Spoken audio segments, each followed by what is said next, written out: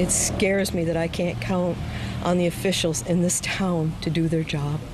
You're looking at a few of more than a dozen bite wounds on an 8-year-old girl who was attacked by a pit bull yesterday afternoon. And tonight, some are asking, could this have been prevented?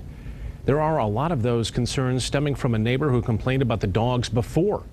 24-hour News 8's Leon Hendricks was on that scene last night. He has continuing coverage for us this afternoon. Leon. Brian, good evening. A week before the attacks, to be exact, is the case of a neighbor who tried to prevent this from happening in the first place. She now wants to know why her cries for help went unanswered. She contacted the township where she lives to report the vicious dogs, which she called vicious dogs, a week ago. The township says she called the wrong agency. Now home from the hospital, the look on her face is almost as powerful as the wounds on her body. A young girl who a day ago was attacked by a pair of pit bulls. Shocking news for a father to get while he was at work. It's something she's never going to forget. But he was also shocked by what he learned when we started looking into the case last night, that problems with the dogs were nothing new. A neighbor shared this correspondence that she sent to Plainfield Township long before the attack. It named the dog Lucky, the same dog believed to have caused Peyton Wearsom's injuries.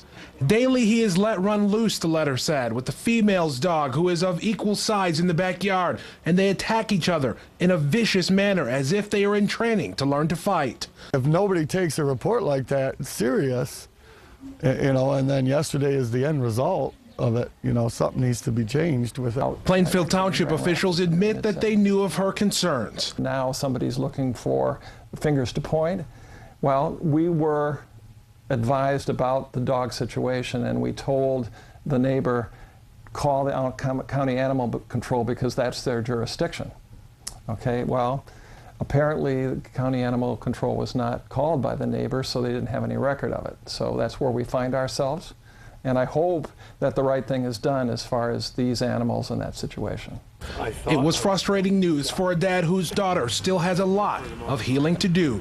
If somebody was to see the look on her face last night when she said, "I thought I was going to die."